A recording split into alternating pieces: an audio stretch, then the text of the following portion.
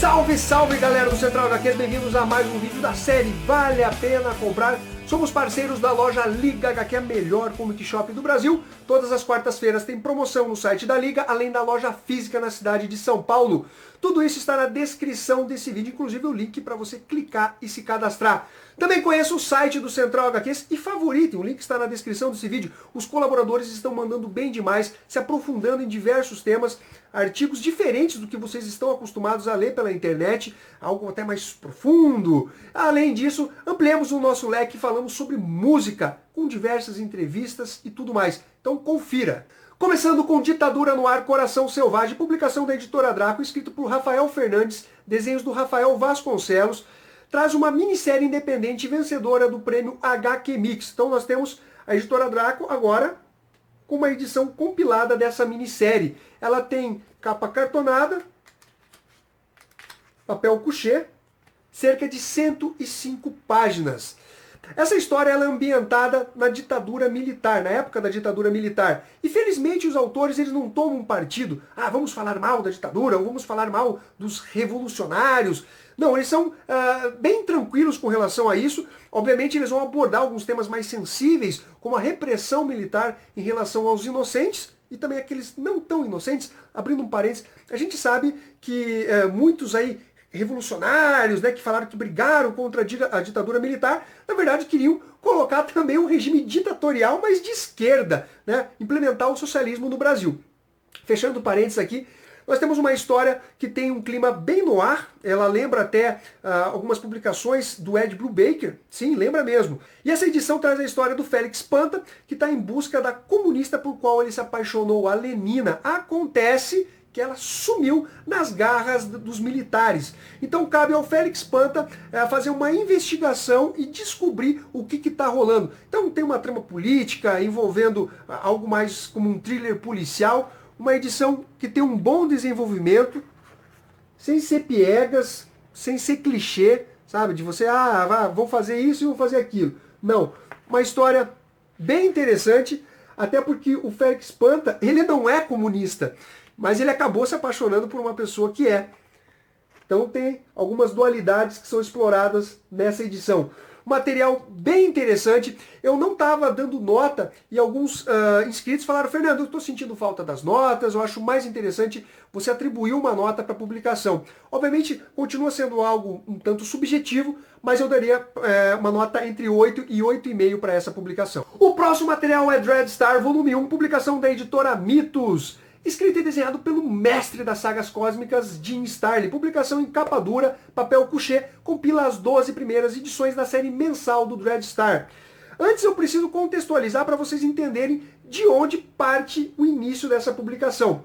Nós temos, originariamente, as histórias do Dreadstar saindo numa publicação que durou 9 edições e foi compiladas no encadernado chamado A Odisseia da Metamorfose. Aqui no Brasil saiu pela editora Devir. Posteriormente ele ganhou uma série mensal por um subselo da Marvel chamado Epic, e que durou 26 edições. Depois ele migrou para a editora First Comics e foi até a edição acho que 60, 64, inclusive com roteiros do Peter David. Aqui no Brasil, ela começou saindo por uma revista mensal da editora Abril, chamado Epic Marvel. Saiu as 6 primeiras edições dessa série mensal do Dreadstar, e depois ela migrou para a editora Globo. A editora Globo lançou uma mensal do personagem que durou 10 volumes, trazendo as 26 primeiras histórias, né, que até quando ele pertencia ao selo da editora Marvel. Depois que foi para First Comics, a editora Globo acabou cancelando a publicação. Então nós tivemos somente as 26 primeiras edições da série do Dreadstar, Odisseia da Metamorfose. Temos, eu acho que o Preço também, que é um especial que saiu do personagem aqui no Brasil. Lá nos Estados Unidos, nós temos uma edição equivalente a esse aqui, o volume 1, e depois temos o volume 2, que vai compilar as edições 13 a 26. Então, ainda nos Estados Unidos, em termos de encadernados, nós não temos a continuidade da edição 27, a edição, acho que 64, que seria o desenvolvimento maior ainda do Dreadstar. Lembrando que essa série ainda não tem final e o Jim Starlin promete acabar com a série, inclusive dando um fim ao personagem Dreadstar, Vance Dreadstar, não é? Aí você vai me perguntar: Fernando, eu preciso ter lido a Odisseia da Metamorfose para entender esse encadernado? Olha, seria interessante, mas não é exatamente necessário, porque o Jim Starlin, no desenvolvimento da história, ele acaba abordando exatamente o que aconteceu na publicação Odisseia da Metamorfose, de forma a não deixar o leitor perdido.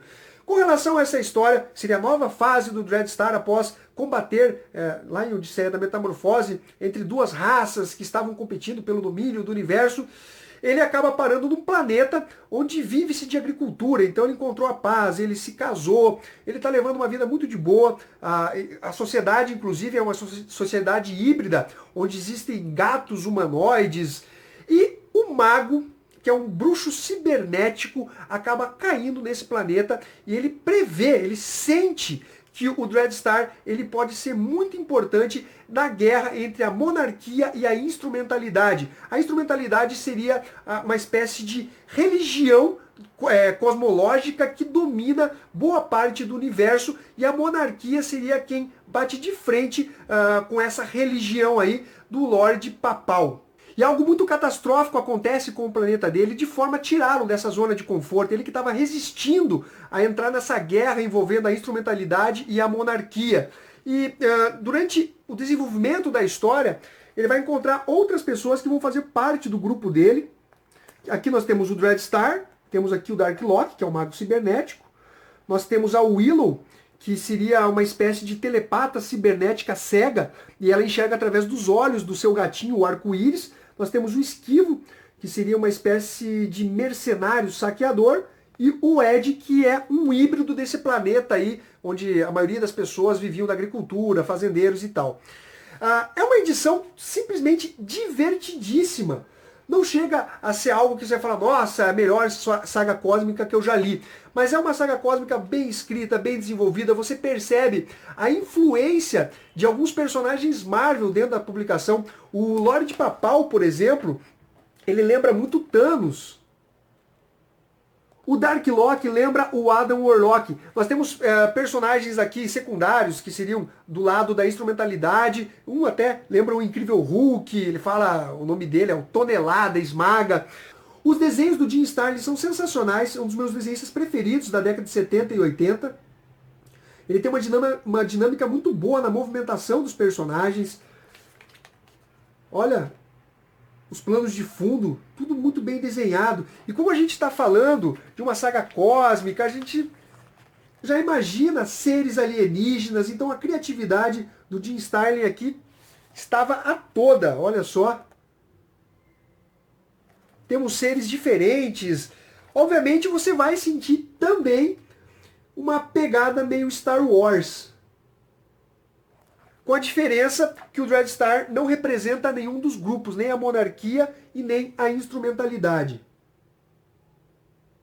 É uma saga cósmica de qualidade, então eu indico para vocês, e que nota que eu dou para essa publicação? Eu dou uma nota 8,5. Fica a dica para vocês. Para finalizar, O Esqueleto, o Início, publicação da editora Zarabatana, escrito e desenhado por Salvador Zanz, não sei se é essa a pronúncia correta, é o mesmo autor de Legião, que também saiu pela editora Zarabatana. Olha que capa linda, galera. Muito legal essa capa aqui. É uma publicação em capa cartonada, papel couché, são apenas 12 páginas, então não tem muito o que falar. Nós temos um universo de zumbis. Na verdade, um vírus desconhecido atacou o gado, e as pessoas que comeram dessa carne acabaram se tornando viciados em carne, se tornaram carnívoros fanáticos. E uma pessoa acaba atacando a outra em busca de carne, que seria uma espécie de compulsão por carne. E esse personagem aqui, todo magricelo, ele que é vegano ou vegetariano, ele comenta que quando ele tinha 14 anos ele parou de comer carne, é um dos sobreviventes desse universo.